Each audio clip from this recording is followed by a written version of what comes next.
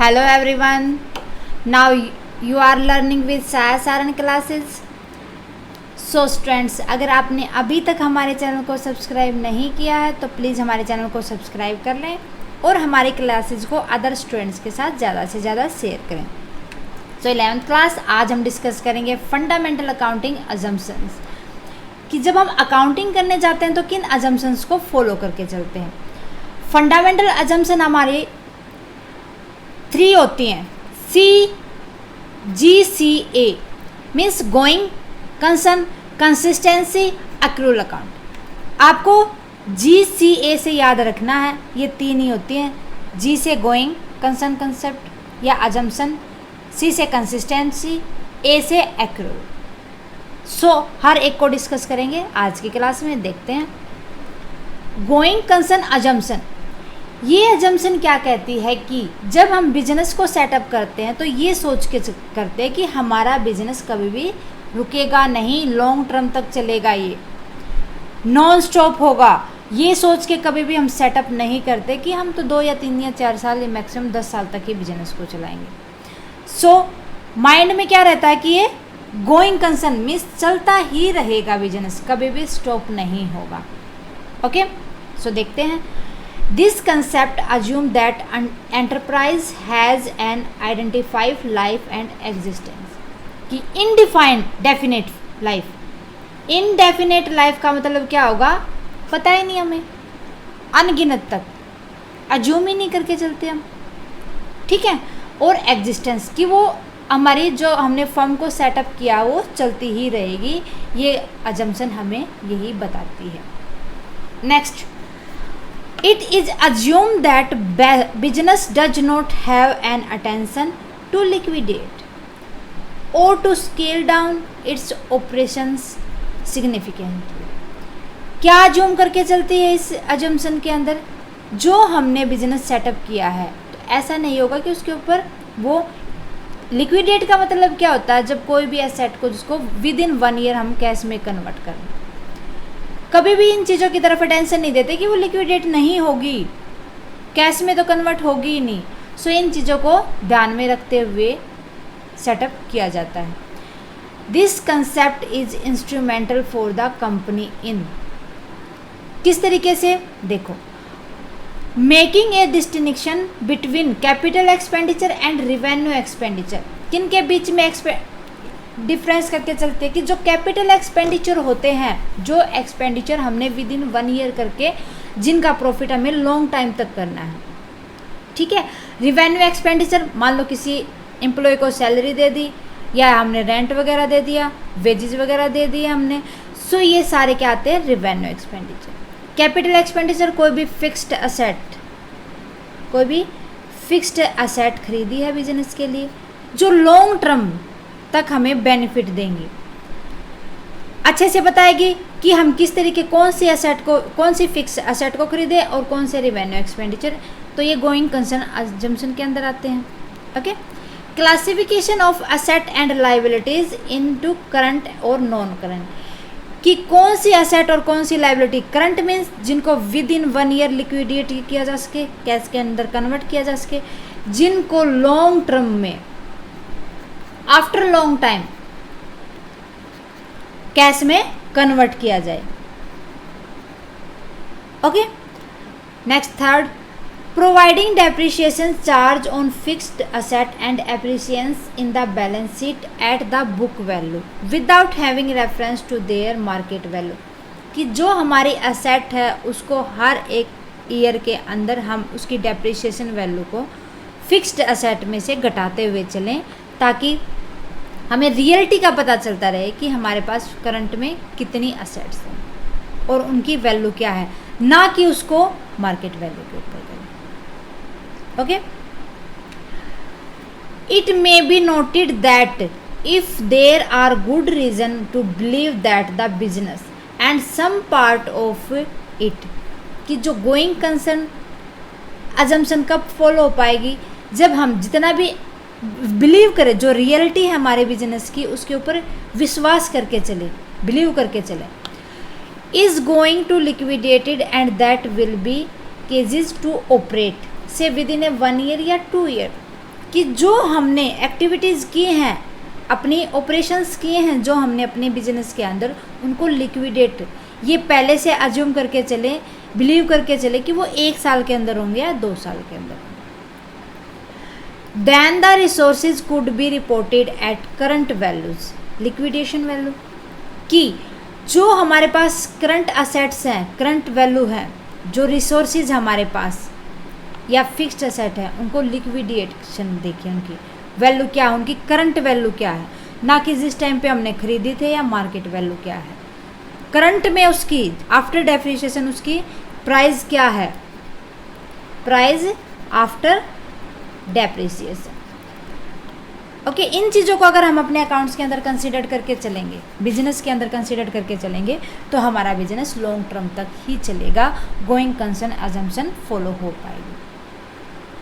Okay, ये थी हमारी फर्स्ट अजम्पशन। अब बात करते हैं सेकेंड अजम्पशन, कंसिस्टेंसी अजम्पशन।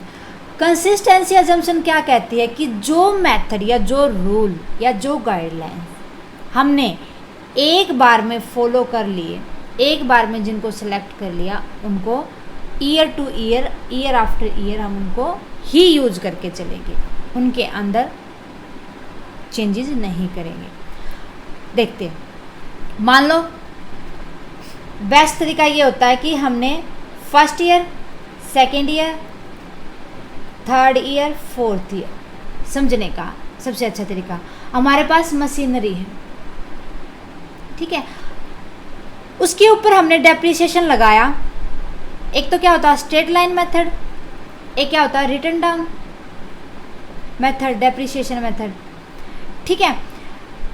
तो अगर हमने मान लो यूज किया है WDM means written down method हमने यूज किया है डेप्रिसिएशन लगाने के लिए, तो हमने फर्स्ट ईयर जो यूज किया था, आगे आने वाले फर्दर ईयर के अंदर भी रिटन डाउन मेथड ही यूज करेंगे।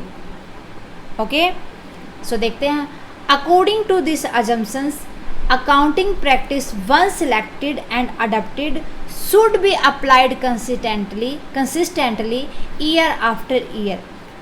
कि इस अजम्पशन के अकॉर्डिंग ये कहा गया है कि अगर हमने एक बार कोई भी अकाउंटिंग प्रैक्टिस या प्रिंसिपल को सिलेक्ट कर लिया है, अडोप्ट कर लिया है, तो आने वाले साल में भी उसी को हम अप्लाई करेंगे।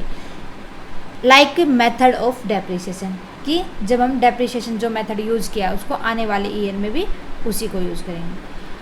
This will ensure a meaningful study of the performance of the business for a number of year. इससे क्या होगा कि हम अच्छे से अपने बिजनेस की परफॉर्मेंस को हर साल काउंट करेंगे, क्योंकि अगर ईयर टू ईयर चेंज करते जाएंगे मेथड्स के अंदर, सो हमें रियलिटी का पता ही नहीं चलेगा, रियल परफॉर्मेंस क्या रही उसका पता ही नहीं चलेगा। ओके,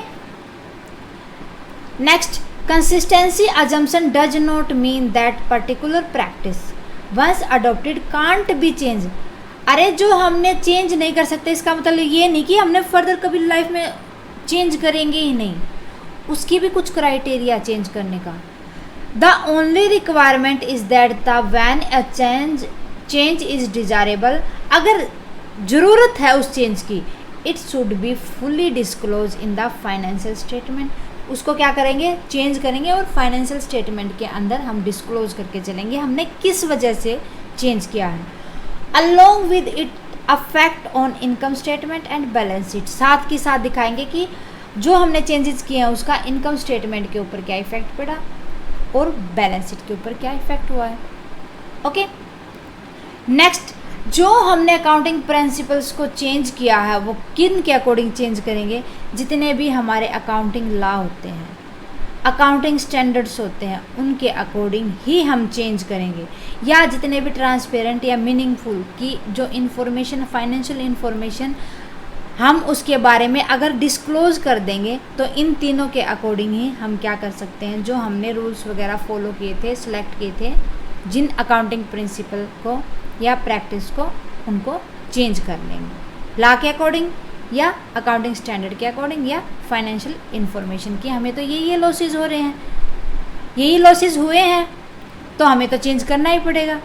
सो इन सब के चलते हम चेंजेस ला सकते हैं अपने अकाउंटिंग प्रिंसिपल्स या प्रैक्टिस के अंदर। Okay, third, accrual assumption, accrual assumption क्या कहती है कि जिस टाइम पे हमने कोई भी रिवेन्यू या कॉस्ट की है बिजनेस के अंदर, तो हम उसकी एंट्री उसी टाइम पे करेंगे, ना कि ये वेट करेंगे कि उसको वो अर्न कब हुई है। मान लो कि हमने कोई भी मशीनरी, एग्जाम्पल है मशीनरी खरीदी हमने क्रेडिट पे 1 मार्च को, ठीक है, पे कर दिया, उसके ऊपर कैश पे किया हमने 12 मार्च को, तो हमने पेमेंट तो की 12 मार्च को, खरीदी थी हमने कब 1 मार्च को, तो हम एंट्री कब करनी चाहिए उसकी रिलेटेड बुक्स के अंदर 1 मार्च को करनी चाहिए, ना कि 12 मार्च को, क्योंकि खरीदी आपकी कब मानी जाएगी, वो 1 मार्च को, तो उसकी एंट्री 1 मार्च को ही करेंगे। एक्रूवल अजम्पशन यही कहती है, ज़्यादा कुछ नहीं। एज पर एक्रूवल अजम्पशन और revenue and cost are recognized when they are earned या इनकर्ड, मीन्स जब हमें अर्न होंगी या इनकर्ड होंगी उसी टाइम पे हम उनको उनसे रिलेटेड बुक्स के अंदर रिकॉग्नाइज कर देंगे। Okay, this concept apply equally to revenue and expenses, दोनों के ऊपर इक्वली अप्लाई करेंगे, चाहे वो हमें रिवेन्यू हो चाहे वो एक्सपेंसेस हो। ये नहीं कि पैसे लेने की बारी में अलग होगा, पैसे देने की बारी में अलग होगा, नहीं, ऐसा कुछ नहीं। It is immaterial whether the cash is receive और paid at the time of transaction on a later date, अगर कैश हमें उसी टाइम पे, पेमेंट उसी टाइम पे हो जाती है तो उसी टाइम पे कर देंगे, अदरवाइज बाद में होती है तो पेमेंट तभी दिखा देंगे, लेकिन उसको रिसीव कब माना जाएगा, बिजनेस के अंदर एंटर कब करेंगे, जिस डेट को उसको पर्टिकुलर डेट को खरीदा था वही डेट। ओके, सो स्टूडेंट्स, ये थी हमारी तीनों की तीनों अजम्पशंस, उम्मीद है कि आपको समझ आई होंगी। सो मिलते हैं नेक्स्ट क्लास में नेक्स्ट टॉपिक के साथ, तब तक आप इनकी प्रैक्टिस करते रहो, इनको अच्छे से दिमाग में बिठा लो, ताकि जब हम MCQ करें या क्वेश्चंस लगाएं तो ये अच्छे से समझ आ जाए। ओके स्टूडेंट्स, अगर आपको हमारी क्लास पसंद आई तो लाइक ज़रूर करें, हमारे चैनल को सब्सक्राइब करें, क्लासेस को शेयर करें अदर स्टूडेंट्स के साथ। स्टूडेंट्स, हमारी क्लासेस को देखने के लिए थैंक यू वेरी मच। अगर आपकी कोई क्यूरी है तो प्लीज़ आप उसको कमेंट बॉक्स में लिख दें, जितना जल्दी पॉसिबल होगा मैं आपको सॉल्यूशन ज़रूर दूंगी। So thank you very much.